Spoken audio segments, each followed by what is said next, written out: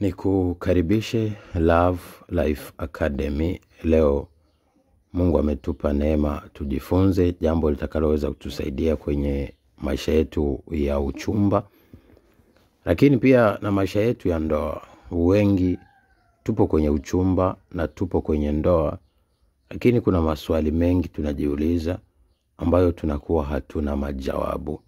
Sasa leo tuna topic inasema amegeuka pasua kichwa kwako na haujui cha kufanya ila bado unampenda sana.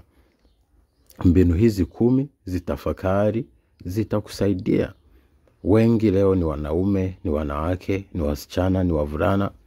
Wengi wapo kwenye uchumba, wengine wapo kwenye ndoa, lakini wenzi wao wamegeuka ni sumu, mwiba na mkuki kwenye maisha yao. Wengi wanapitia matatizo, wanapitia maumivu, wanapitia vikwazo, wanapitia vizuizi na wanashindwa cha kufanya. Watu ambao waliwapenda sana leo ndo wamegeuka ni mwiba. Mtu aliyekuambia anakupenda, hatakuja kuachana na wewe, umejitoa kwa kila kitu, lakini leo ndo huyo anayepambana hata kukuua, na huyo ndo anayetaka kumnywea sumu na moyo unauma na amekuacha, amekutelekezea kila kitu. Sasa kuna mambo lazima uyazingatie. Kama bado anakusumbua, anakutesa, anakuumiza, anakupitisha kwenye makaa ya moto, zingatia haya mambo. Cha kwanza, angalia Mungu anasemaje juu ya ndoa hiyo au chumba huo. Hilo ni jambo ambalo lazima uconsider la kwanza kabisa. Unaweza kuangalia kupitia ndoto, kupitia maono, lakini pia unaweza kuangalia nini kinachoendelea. Mazungumzo yake yakoje. Kuna mtu leo anakuambia tuachane, mara nyingi anatamka hayo maneno, au anakufanyia vituko vingi ambavyo sio, au anatoka nje ya mahusiano, anazini nje, ni ndani ya ndoa, au ni kwenye uchumba, yuko na wewe lakini analazimisha kuzini, lakini hana mpango wa kukupeleka ndani ya ndoa. Kwa hiyo lazima uangalie Mungu anasema nini, kwa sababu Mungu anaweza kuinfluence mawazo ya mwanadamu. Kama Mungu akikukataza mchumba fulani, utashangaa ni mtu haeleweki, anaanza vituko, au anaanza kukimbia, anakuwa haeleweki, au anaweka vigezo ambavyo wewe huwezi ukatimiza.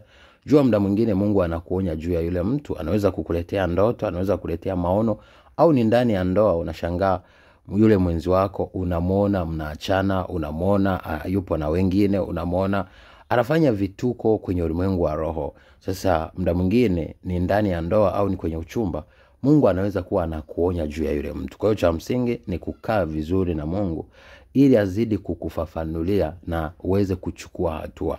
Mungu anapokuonya juu ya kitu ukakingangania, jua matokeo yake baadaye kitakuumiza. Wengi leo wanaoumia kwenye ndoa, kwenye uchumba, ni Mungu aliwaonya kupitia sauti yake, kupitia hali fulani, kupitia mazingira fulani, kupitia ndoto, kupitia maono, lakini wengi wamepuuza, wakahisi labda ni uongo, kumbe Mungu anasema nao. Haijalishi wewe ni Muislamu, haijalishi wewe ni Mkristo, Mungu anawapa wanadamu wote ndoto na maono, kwa sababu wanadamu wote ni mali yake. Sasa cha pili ni thamani na furaha yako ya ndani inaathirika kwa kiwango gani. Angalia furaha yako ya ndani na thamani yako kwenye maisha. Kuna wakati unaweza kumpata mtu lakini hakuna furaha ndani ya moyo, unaanza kuwa na uchungu na maumivu, lakini Mungu anasema furahini. Nasema furahini siku zote. Kwa hiyo ukiona furaha yako inaondoka ndani, ni ndani ya ndoa, ni ndani ya uchumba, thamani yako haipo tena, mume wako anakudhalilisha mbele za watu, wengine mbele ya malaya, lakini pia muda mwingine kwenye uchumba hauna tumaini kama utapata ndoa na anakudhalilisha, labda umejitoa kwake, umejiachia kwake, lakini jinsi anavyokutreat, na upo nje ya Mungu, lakini pia jinsi anavyokutreat ni kama si kitu cha thamani, matusi juu, lawama juu, kukusingizia juu, hauna amani. Ni ndani ya ndoa, ni ndani ya uchumba. Kwa hiyo ukiona hayo, kuna sauti Mungu anasema. Cha msingi ni kurudi na kumuuliza Mungu akupe mwelekeo, ni nini kinachoendelea. Lakini kama ni kwenye uchumba usiendelee, lakini kwenye ndoa unaweza kusikiliza kwanza na kumsikiliza Mungu anatoa maamuzi gani juu yako. Kwa sababu ndoa, kumbuka, ni agano la milele ambalo umekubali kuingia na mwanadamu. Sasa Mungu akikutenga it's okay, lakini kama hajakutenga haiwezekani. Na sababu kubwa ambayo Mungu aliweka ya wanandoa kuweza kutengana ni kama ni uasherati. Sasa uasherati unaweza kuwa ni wa kiroho au wa kimwili. Kama mtu anaabudu miungu mingine, ina maana hujafungika kwa huyo. Au kama mtu anazini nje ya ndoa, ina maana huyo haujafungika. Ukisoma kile kitabu cha Mathayo sura ya 19 mstari wa 9. Lakini kitu cha tatu, ni nani chanzo cha tatizo?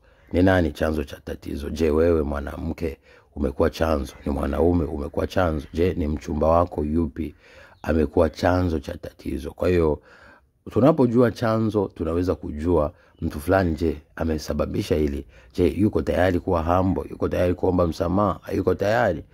Sasa wengi wanakosea alafu wanataka wewe uombe msamaha. Sasa usifanye hivyo, kwa sababu ukiomba msamaha na mtu amekosea, ina maana ni kuzidi kujishusha zaidi kwake, kwa yule mtu, na kutii zaidi ya kawaida, kitu ambacho kitazidi kukufanya kukanyage, kwa sababu atahesabu udhaifu wako na hatoweza kuonesha upendo. Sasa sisemi kwamba uanze kurumbana naye, kugombana naye, mwambie mbona hujaomba msamaha, mbona hujafanya. Sasa kama ni kwenye uchumba, unaweza kuona haya mahusiano huenda hayanifai, huenda hayastahili. Lakini kama ni kwenye ndoa, unaweza kuvumilia na unaweza kuwa busy na mambo yako, na uangalie na uzidi kuishi ni mpaka pale utakavyoona sasa Mungu amesema kitu juu ya maamuzi yanayotakiwa kuchukuliwa.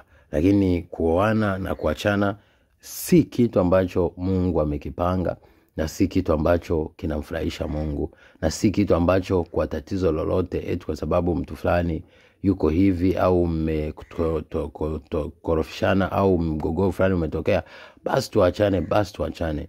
Kumbuka mwisho wa maisha ya mwanadamu, kila mwanadamu atatoa hesabu ya yale majanga na dhambi alizozitenda duniani. Kama uliondoka kwenye ndoa nje ya mapenzi ya Mungu, ina maana utakuwa na mengi ya kujibu. Kumbuka sababu moja kubwa ambayo Mungu alitoa ya kutenga mume na mke ni pale unapokuepo uasherati. Uasherati nje ya mahusiano, au uasherati na Mungu mwingine. Ina maana mtu anapoanza kwenda kwa waganga kukuloga, kukuchanganya, kutaka kukunywesha dawa, kufanya ushirikina, huyo unaweza kuachana naye, kwa sababu Mungu hajaruhusu. Mungu ni Mungu mwenye wivu, hachangamani na makahaba wa kiroho na wa kimwili. Lakini kitu cha 4, angalia msamaha na kusamehe kupo ndani ya ndoa. Sasa kama kuna kuombana msamaha na kusameheana, unaweza kusikia na hata kwenye uchumba. Lakini pia angalia uchumba ule unaelekea wapi. Kama hakuna mwelekeo, basi unajichanganya na unajichelewesha. Lakini cha 5, je, ni mtu asiyebadilika na hiyo ni tabia yake ya kuendelea ambayo inazidi kukutesa, au ni mtu anaweza kubadilika? Mtu akiweza kubadilika, huyo anafaa. Mtu asiyeweza kubadilika ili kumpa amani mwenzake, huyo ni mtu ambaye ni pasua kichwa kwenye maisha yako. Lakini 6, ni ndani ya ndoa au ni kwenye uchumba. Hayo matatizo ni ndani ya ndoa, kwenye uchumba. Kama ni kwenye uchumba, ni muda wako wa kutoka na kumomba Mungu akupatie mtu mwingine. Lakini kama ni kwenye ndoa, basi muombe Mungu akupe direction ya maamuzi gani yachukuliwe. 7, ana wengine au hatoki nje. Kuna wakati unaweza kuwa na mchumba lakini ana wengine, au na ndoa lakini ana wengine. Sasa hilo ni jambo ambalo halifai. Lakini kama hana wengine na mnakubaliana, mnaweza kusameheana na kusonga mbele. Cha msingi ni kujua kanuni za uchumba na kanuni za ndoa. Kanuni ya uchumba kubwa ni no sex before marriage. Hakuna kuzini na mtu kabla ya kuoana na mtu. Uwe ni mwanaume, uwe ni mwanamke. Lakini kwa mwanandoa, kwa mwanamke lazima uwepo utii, unyenyekevu na staha. Lakini kwa mume lazima akupenda, kuheshimu na kukutunza. Kama hayo hayatokani na hayamo, basi lazima utengeneze mazingira na uweze kuangalia roho inasemaje, na mashauri mengi ambayo nimekuwa nikitoa ya kuweza kurekebisha migogoro kwenye ndoa, ili uweze kujua nini cha kufanya. Lakini kumbuka, ndoa ni agano ambalo umelitengeneza. Sasa si ya kuvunja kama karanga. Lakini 10 na mwisho, angalia mawasiliano na ukaribu wa yule mtu. Je, mawasiliano yapo? Je, ni mtu ambaye anazungumza au ni mtu ambaye ameamua kukupuuza? Ni ndani ya ndoa unashangaa hakuna mawasiliano, hakuna maelewano. kila mmoja analala kitanda chake, kila mmoja anafanya anavyotaka. Ni moment ambayo inatesa sana maisha wa mama wengi na wa baba wengi. Lakini inawezekana ni kwenye uchumba, hakuna mawasiliano, ni mtu anakuja na kuondoka, mtu asiyeeleweka, amekuja siku ngapi amepotea.